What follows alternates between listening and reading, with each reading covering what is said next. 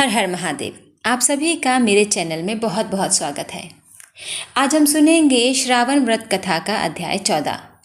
सावन का हर एक दिन बहुत बहुत महत्वपूर्ण होता है, क्योंकि यह पूरा महीना भगवान शिव को पूर्ण रूप से समर्पित होता है। ऐसे में नियमित शिव जी की आराधना करने से अत्यंत शुभ फलों की प्राप्ति होती है।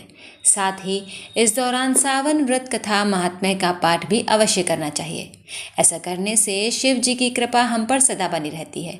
तो आइए विस्तार से जानते हैं श्रावण मास कथा का अध्याय 14। यह अध्याय नाग पंचमी व्रत का महात्म्य का वर्णन करता है। भगवान भोलेनाथ कहते हैं, हे महामुने, अब श्रावण मास के शुक्ल पक्ष में पंचमी तिथि को जो व्रत करने योग्य है उसे मैं आपसे बताऊंगा। आप इसे ध्यानपूर्वक एकाग्र चित्त होकर सुनिएगा। चतुर्थी को एक बार भोजन करें और पंचमी को नक्त भोजन करें। स्वर्ण, चांदी, काष्ठ अथवा मिट्टी का 5 फनों वाला सुंदर नाग बनाकर पंचमी के दिन उस नाग की भक्ति पूर्वक पूजा करनी चाहिए।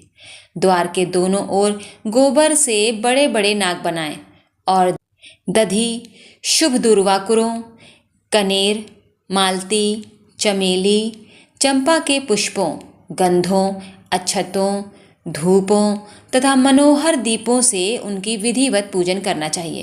तत्पश्चात ब्राह्मणों को घृत, मोदक तथा खीर का भोजन कराएं।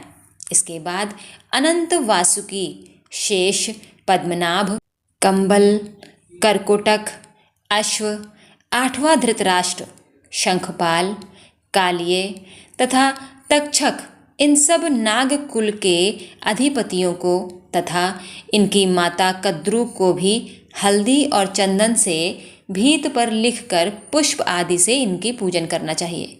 तदंतर बुद्धिमान को चाहिए कि वल्मीक वामी में प्रत्यक्ष नागों का पूजन करें और उन्हें दूध पिलाएं। घृत तथा शर्करा मिश्रित पर्याप्त दुग्ध उन्हें अर्पण करें। उस दिन व्यक्ति लोहे के पात्र में पूड़ी आदि ना बनाए। नैवेद्य के लिए गोधूम का पायस भक्ति पूर्वक अर्पण करें। भुने हुए चने, धान का लावा तथा जौ सर्पों को अर्पण करना चाहिए और स्वयं भी उन्हें ग्रहण करना चाहिए। बालकों को भी यही खिलाना चाहिए, इससे उनके दांत दृढ़ होते हैं। वल्मीक के पास श्रृंगार आदि से युक्त स्त्रियों को गायन तथा वादन करना चाहिए और महान उत्सव मनाना चाहिए। इस विधि से व्रत करने पर सर्प से कभी भी भय नहीं होता। हे विप्र, मैं लोगों के हित की कामना से आपसे कुछ और भी कहना चाहूँगा। हे महामुने, आप उसे ध्यान से सुनिए। हे वत्स, नाग के द्वारा हंसा गया मनुष्य मृत्यु प्राप्त करके अधोगति को प्राप्त होता है और अधोगति में पहुंचकर वह तामसी सर्प होता है। इसमें संदेह नहीं है।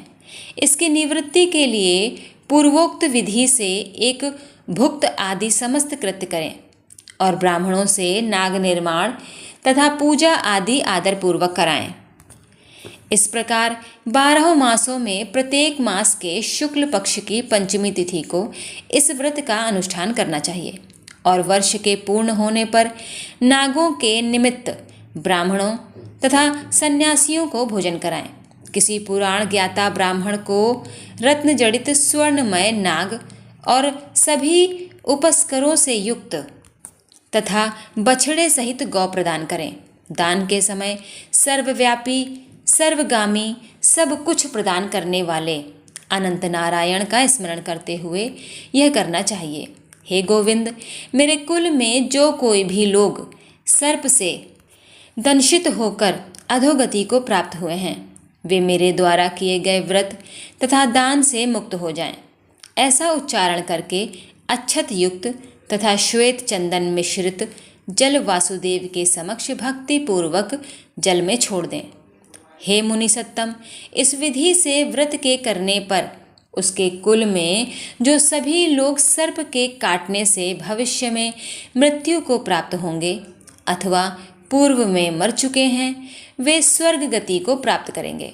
साथ ही हे कुल नंदन, इस विधि से व्रत करने वाला अपने सभी वंशजों का उद्धार करके अप्सराओं के द्वारा सेवित होता है। शिव सानिध्य प्राप्त करता है। जो मनुष्य इस व्रत को पूरी निष्ठा और श्रद्धा से करता है वह इस व्रत का संपूर्ण फल प्राप्त करता है।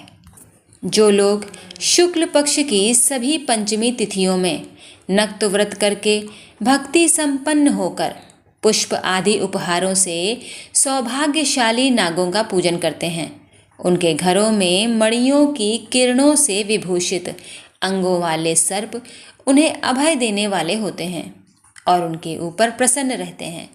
जो ब्राह्मण ग्रहदान का प्रतिग्रह करते हैं वे भी घोर यातना भोग कर अंत में सर्प योनि प्राप्त करते हैं। हे मुनिसत्तम, जो कोई भी मनुष्य नाग हत्या के कारण इस लोक में मृत संतानों वाले अथवा पुत्रहीन होते हैं और जो कोई मनुष्य स्त्रियों के प्रति कार्पण्य के कारण सर्प योनि में जाते हैं, कुछ लोग धरोहर रखकर उसे स्वयं ग्रहण कर लेते हैं अथवा मिथ्या भाषण के कारण सर्प होते हैं अथवा अन्य कारणों से भी जो मनुष्य सर्प योनि में जाते हैं, उन सभी के प्रायश्चित के लिए एक उत्तम उपाय मैं बता रहा हूँ।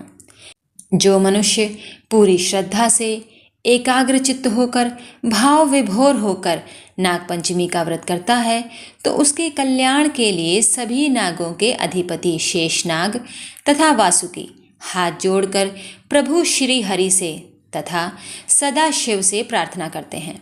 तब शेष और वासुकी की प्रार्थना से प्रसन्न होकर परमेश्वर शिव और विष्णु उस व्यक्ति के सभी मनोरथ पूर्ण कर देते हैं।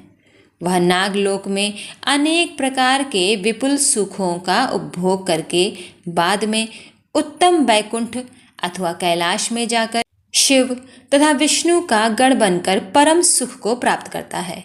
हे वत्स, मैंने आपसे नागों के इस पंचमी व्रत का वर्णन कर दिया है। तो इस प्रकार भक्तों संपन्न होता है श्रावण मास का 14वां अध्याय। आपको ये अध्याय सुनकर कैसा लगा मुझे ज़रूर बताइएगा।